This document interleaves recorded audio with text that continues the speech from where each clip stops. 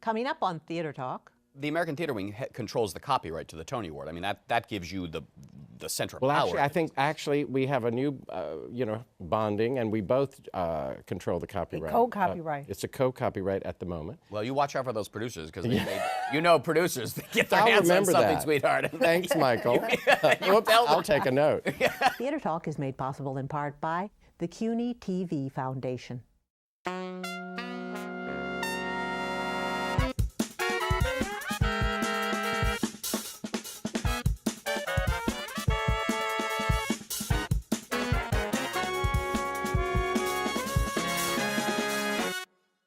From New York City, this is Theater Talk. I'm Susan Haskins. And I'm Michael Riedel of the New York Post. Michael, we have the new president of the American Theater Wing, who happens to be the most fabulous costume designer in the history of the Broadway stage. Oh, whoa. Well, I was going to say, Susan, that we've had some pretty powerful people on Broadway on this show, but no one radiates the power that this man does. He is the new chairman of the American Theater Wing, which controls the Tony Awards. He is also one of the great, great costume designers, Mr. William Ivey Long, who's designed the costumes for Hairspray, Chicago, 9, Crazy for You, the producers, 5 Tony Awards, and now, William, that you are the chairman of the American Theater Wing, can you rig it so that you can win a 6th Tony Award somehow? Absolutely, and I can go back in time and do it retroactively. you could win for the stuff that you didn't win I for. plan to win for Guys and Dolls, and for, let's see, I have a whole small side list. You should have won for Guys and Dolls because that, I think, well, 9 is the show that really established you in this racket as a costume designer. But I remember vividly your costumes for Guys and Dolls, and if I'm not mistaken, even Frank Rich in his review singled out the brilliance of those costumes for that revival with Nathan But you beat Lane. yourself for Guys and Dolls. That's right. Crazy Year was You the won same that year. You won. Why is it we remember all of our bad reviews and we don't remember the good reviews? So know. I actually don't remember that. I just remember your reviews. No, Have you sort ever of gotten kidding. a bad review, though, for your costumes? Ever? Oh, yes. Oh, yes. All right, you remember one? I'll do the best review. No, I actually have remembered the best. In fact, I made it the title of my catalog, my first exhibit of my work. John Simon wrote that William Ivey Long's costumes hover between taste and travesty. And it seared itself on my brain, and I thought it was a bad review at first, but of course now I've made it the title of my catalog, and I thought, gosh, he gets me. It's true. So I remember that one. So for people who don't know, and I can't imagine there's anyone out there who doesn't know what the American Theater Wing is, can you give us a little sense of it and what you want to do with this venerable organization? Oh, goodness. Well, the American Theater Wing was founded under a previous name in 1917, actually, to support the American troops during World War I. Mm-hmm. And we subsequently have been very sort of armed forces oriented. We created the Stage Door Canteen. The famous Stage Door Canteen. The famous Stage Door Canteen. During World War II Exactly. was the American Theater Wing. That's absolutely creation, and you can imagine Marlene Dietrich ladling soup and like that, Alfred Drake washing dishes, and so that was back then. Mm-hmm. And then after the war, they with no more bandages to wrap. They thought, well, we're all together, we're organized, we're actually speaking to each other. You know, people in the theater sometimes do. And why don't we put on a show, as it were? Mm-hmm. And they created an award named after Antoinette Perry, who had been their chairman and had just died, actually, the previous year.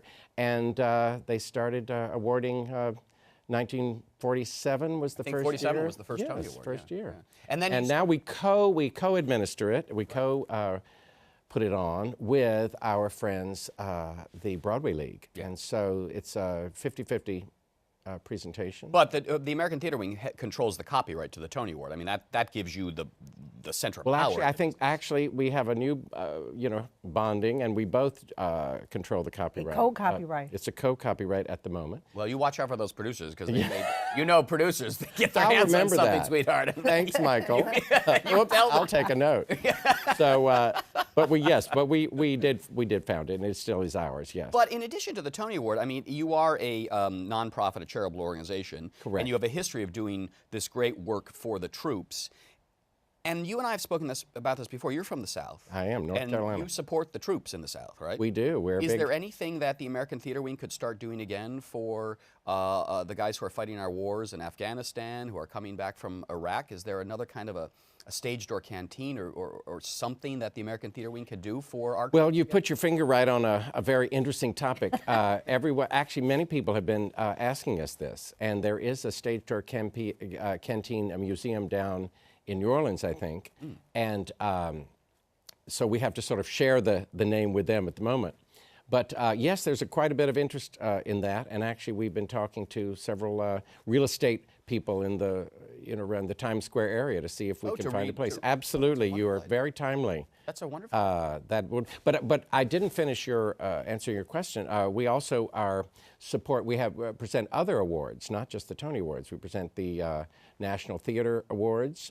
Lucy Arnaz is the head of that committee and that whole energy around the country, all around the United States. We are the American Theater Wing, and we also do a lot of. Let's see, podcasts are for the radio. We do television. You were referring earlier. The American Theater Wing seminars. That's right. And you do Downstage Center is our newest one. Oh. And my favorite one that we just did, wonder why it's my favorite, Tom Schumacher filmed A Quick Change backstage because no one really knows what happens backstage. We sometimes don't even. Right. But I do. That was a joke. That was a joke. I usually do. And I then, know what's going on backstage. This is a minefield right here. But so far, I'm pretending like no one's Come listening. on in, William. but I just There we think go. they do that show right here in QD. But also, that's correct. But also, a very important thing the Wing does is that you get young kids, students around the city excited about the theater. You bring them to shows, you organize events and seminars for them, and you've got another new program or something. Springboard NYC. It's actually in its somethingth year, and it's really excellent. And I've sat in on several, and then I've actually been an interviewer with several actors on it, and students come to New York and From around the entire country, and they meet agents. They have classes in auditioning. They have classes in how to find an apartment, how to budget your meager earnings. In other words, how to begin. Let me ask you. We all want to help everybody. We want to help the next generation, and want to help sometimes this generation if they get off track. And Let me help ask you everybody. about your beginnings, though. When did you first come to New York? I mean, where did you live? Did you have any money? What were you doing here? Did you come here to be a costume designer? No. I had gone to the Yale Drama School, Right. or the Yale School of Drama, it is formerly called. I was in the Brustein years. Right, Robert Brustein. And Robert Brustein. So I came to New York and I thought, okay, where should I go to where is it happening? Because I'm sort of a quiet, unassuming sort, and I wanted to, throw myself right into the deep. So I moved right to the Chelsea Hotel. And which is the deep, especially back then. Circa what, 1975. Well, that was the 1975 to 1980. Well, it's amazing you are still sitting here. You're still alive. Wait, I love that. What was it, the Chelsea Hotel? What was it like a Southern boy walks into the Chelsea Hotel in 75? What was that like? And Stanley Bard met me at the door, and I just said I'd like to live here because I would like to apprentice myself to Charles James, the great couturier, who lived on the 6th floor. And I wanted to learn, I wanted to continue my training. So I had been in college for 10 years, and I wanted to continue. So I said, I've come to work with Charles James. Well, Mr. James is a very private person, he said. Well, it took me 6 months to stalk him. And then after I finally got his attention, I worked with him actually for the next 4 years until he died. Really? And I learned an awful lot at the Chelsea Hotel, and also how to survive New York, what New York was. I mean, I still don't know some of those things, but it was certainly a very good starting point. Yeah. So were you thinking of being a fashion designer? Yes, Not that a was costume designer? one of my, yes, absolutely. I was looking into that. How did you drift into? Well, my friends who had been directors in my class, this is really how people get started, which is why we try to have these Springboard NYCs and the intern programs at the American Theater Wing, is because it's really people knowing you. Yeah. It's sort of unfair, of course, but if someone knows you, the best way to get work is at the 11th hour, in a pinch. If someone needs help, it's not quite done, the paint hasn't arrived, so-and-so is stuck in traffic, whenever you get a call like that, that's golden, because you can come in and help somebody, and people call the people they know. Right. So actually my friends who had been directors of the Yale Drama School, and we worked at the weekend cabaret or the summer cabaret. And nobody has any money, and right, and come do it for free. Together, and I had I had 2 rooms at the Chelsea, and one you could move all the furniture, and I could use as a cutting table, and I used to make costumes on the floor. And people knew I could do this, you know, and I had a sewing machine. Yeah. So I would get those calls, seriously. Now, you have some other mentors, too. A wonderful costume designer who I adore her, Willa Kim. Oh, Willa Kim, my dearest friend. Willa took you under her wing. Oh, she did indeed. She did indeed. She remembers me being very rude to her at the beginning. I was just in shock when she spoke to me. She said, and he didn't speak to me. He wouldn't even answer my questions. And I was going, this is the great Willa Kim. And I still have that feeling every now and then. I'm going, I can pinch me, you know. Yeah. You know, I'm great friends with her now, and it's just great going places. She's the best date on the planet to anything theatrical, music, dance, ballet, because everyone knows her. Yeah. So you don't have to, worry about the evening, because you'll be in the center of it all because of Willa. She's just the greatest artist working in the theater today, I think. I want to get to the subject of costume design, because I think if I can get you to explain to us how you approach your job. I know you brought some sketches here for Cinderella, which is about to open on Broadway. I did. Do you think of yourself as a dramatist in the sense, or a dramaturg when you're reading the play and developing? Did I tell you that? That's exactly what I think. No, but I mean, if you look at the characters, you really study it, and from that comes your ideas. If you could... I do think that. I think we're there as a service industry. Mm-hmm. We provide raiment to cover the body and to help people become someone else. That's what I often think. Right. And no, we study the script. I think we have to be dramaturgs, which is why I chose the drama school. Mm-hmm. Because it has, then as now, has an excellent dramaturgy program and a wonderful playwriting program and directing program. So, and I took as many of those classes as I could audit.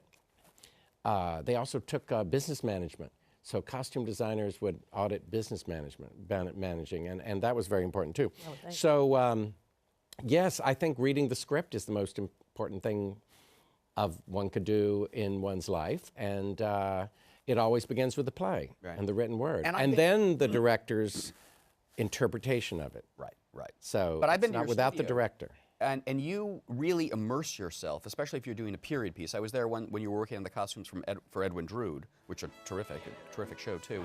And you had all the Dickensian prints put up. So you surround yourself in the world that you're going to be I thought it was important. So we because Edwin Drood was unfinished, and it was a novel. Mm-hmm. I thought, well, let's put all the illustrations of every one of Dickens' novels up on the wall, every one of them. So we did that. We filled, like, I don't know how many boards with, whoever had done the steel engravings. Right. And because I thought that would give us an interpretation, especially when it was contemporary. I mean, it was happening right then. Right. When he wrote it. And we now look back at a lot of research, and it's long ago and far away, and oh, look at those funny bustles. Right. But it was a live story, a recent contemporary story. Right. So I thought the more of those sort of contemporary, just what you'd expect people to be wearing in the street type of illustrations would really help us. And they did indeed. They really did indeed. Now for Cinderella, you brought a few sketches here. I did. Now, of course, this is total fantasy world.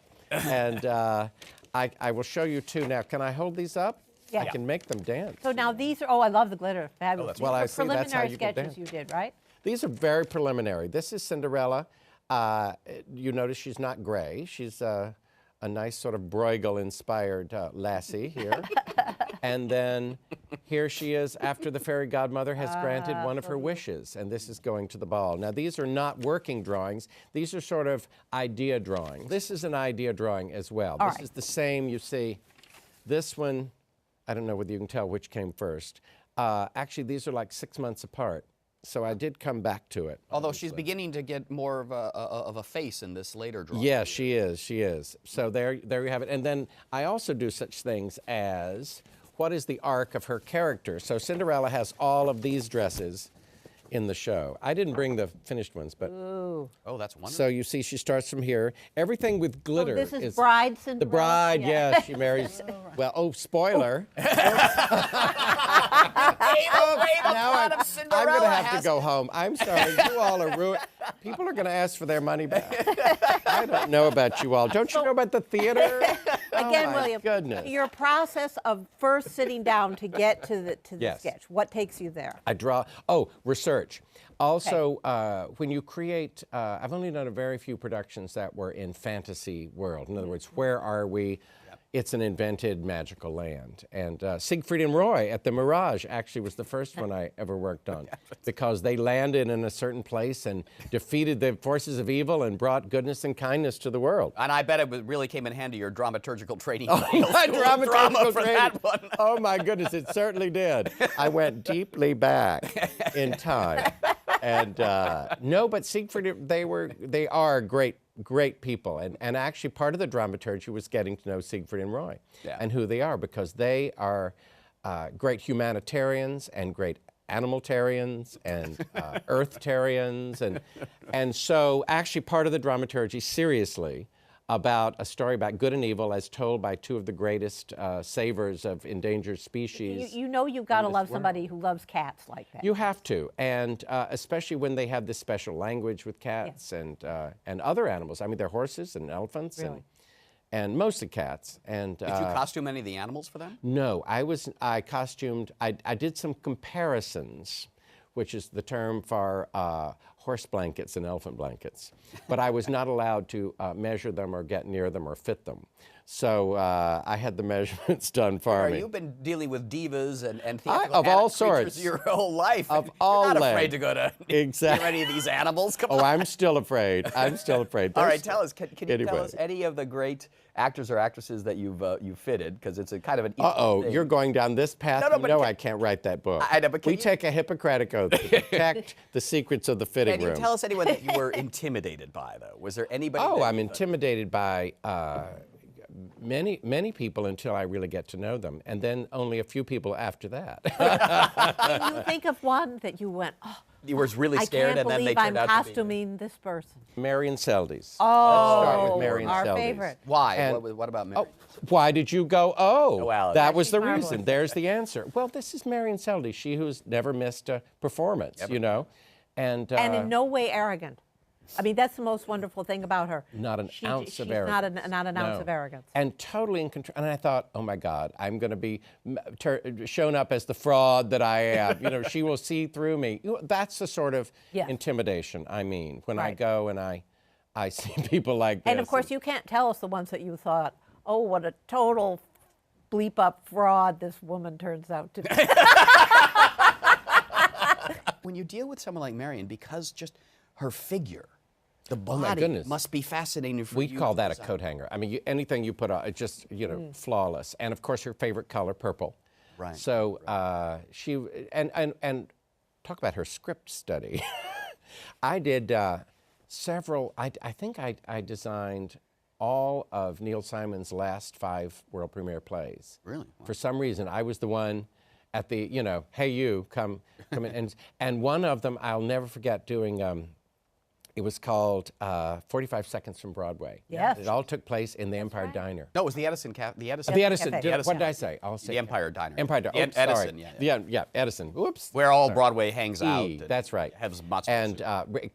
correct. And Marion was part of a couple who would come in, and she was wearing a very specific fur coat, and I was meeting with the director Jerry Zaks and Neil Simon, of course, the great Mr. Simon, and I couldn't get it right. I couldn't references or this, and he says that's not right. I said, I've tried. Would you mind sketching it for me?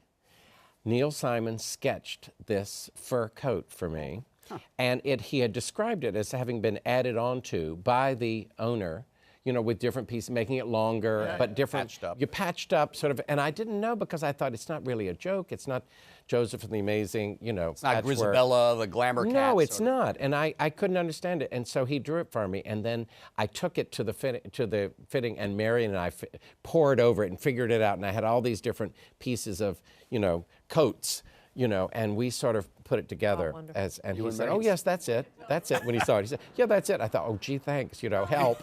But no, he did. He sketched it for me. You look like you're having so much fun with some of your things. For example, Hairspray, for which you won the. Oh my goodness, Was Hairspray, that absolutely. as fun for you to do as it looks, or was it really a trial? Well, I always say fun is once it's open and you're doing the London production. That's fun.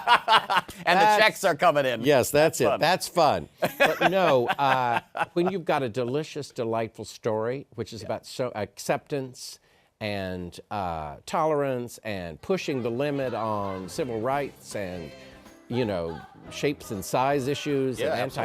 anti-bullying and Baltimore and the 60s and John Waters, for heaven's sakes, you get to meet John Waters. I think your best work, though, is for Chicago, because you took something very simple, tuxedos, the women are in black, the men are in black, but you individualized each black outfit for the characters. And I thought that was a very subtle way of designing. Well, it began back, I thank you for that, now in its 17th year. What does Barry call us? The longest running American musical? Yes, Barry Weissler has come up with that for you. Isn't that good? That's right. So, spoken in English? No, no, no, it's great. Yes. It's again, candor and ebb. but it began as a reading, not a reading, but as a No, concert. we did the, encores, the year before we did it, Walter Bobby and company started the Encore series at City Center. And he asked me to set up the costumes. And so it was book in hand, then as now. And it was we were just trying, and no one was doing them all over the country the way they are now. And it was to rediscover lost gems. And why did we lose them? And if we did, let's sort of fix that so the essence will come through. Right. So Chicago wasn't really a lost gem. So it came in the second year. We started with Fiorello, which hadn't been revived for Which a was long terrific, time. I remember that. Terrific, the first year. Yeah. And then Chicago, and we had like 2 weeks in which to do it. And I had $1,000 and a pair of scissors. And he said, and I had set up for the first Fiorello, I said the men are in tuxedos, the women are in cocktail or evening gowns, all black and white. And to make, so that you would study, it would be focusing on the words and the music, obviously. Right. And the choreography and like that. And, but so we were in the black and white from that very tight thing. And since I had set it up, I had to stick with it, don't you know? And but it was dance. You see, it was the first all-out dance. That's right. You Well, see, you can't do a Chicago Fosse musical without having to dance. tuxedos, and you have and you've got Anne Rankine and exactly, and Bebe Neuwirth, and so he said, well, let's make it sexy. Let's make it refer to the 1929 Flappers, the original, Roxy Hart. And let's also refer to Fosse, and let's refer to now. So those are the three periods, doing gangsters, but with bell-bottoms, Fosse bell-bottoms, and gangster hats, but yet Fosse, energy. Circle and Anne was 75 challenging too. that. Yeah. And then we were doing, exactly. And we were doing the period in New York at the time, and Stretch and See-Through was all very in. And so I just got my scissors and my sewing machine with my Stretch stitch and cut and pasted and put it on. But this is very important. We got to wrap this up, but it's a very important lesson for young people, I think, going into this business to learn. And I know this is important to you because this is what the American Theater Wing does, that there are so many layers to these costumes.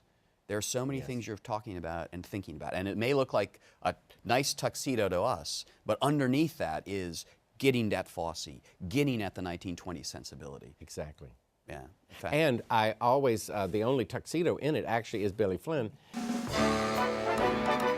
I would always have to go and purchase that because I could, but I would buy a size larger so that I could the shoulders would be bigger and I would nip it in because those were the gangster years. Oh, but that's contemporary clothes were they haven't been big 40s. So I would always take people and buy a size too big and just to nip it in, just to give that extra feel, and double-breasted, because I love the way it looks when a man puts his hand in his pockets with double-breasted. You don't open up a double-breasted, you deal with it. And I do redesign variations for different actors and actresses, but I use the same fabric. Always. Well, for Roxy lace, I use the Roxy lace, but I can make it in different ways. Right. Mama Morton fabric is the same striped fabric, but different interpretations. Mm-hmm. Some Kelly Osbourne is a different interpretation from, shall we just say someone else? And so we have a lot of fun with that. And I think people love going into Chicago for a few months because they get to do different things. If I ever get into a William Ivy Long show, I want to know, do I get to keep the costume? Not on purpose. I bet if you have made their way out of the I'm just saying. backstage when somebody's leaving the saying. show. All right. Delightful chat with you. William Ivy Long, one of Broadway's great costume designers, 5-time Tony Award winner, and the new chairman of the American Theater Wing. I love the idea for the Stage Door Canteen and doing something for our troops. Thanks for plugging it. Absolutely. Good to see you. Thank you very much. Thank you.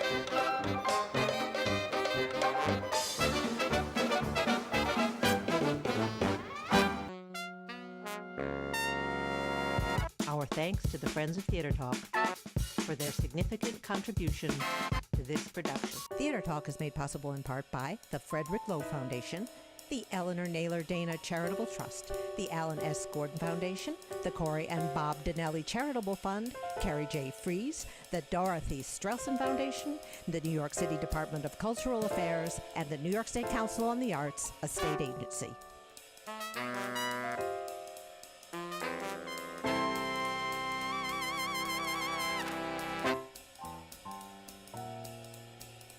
We welcome your questions or comments for Theater Talk.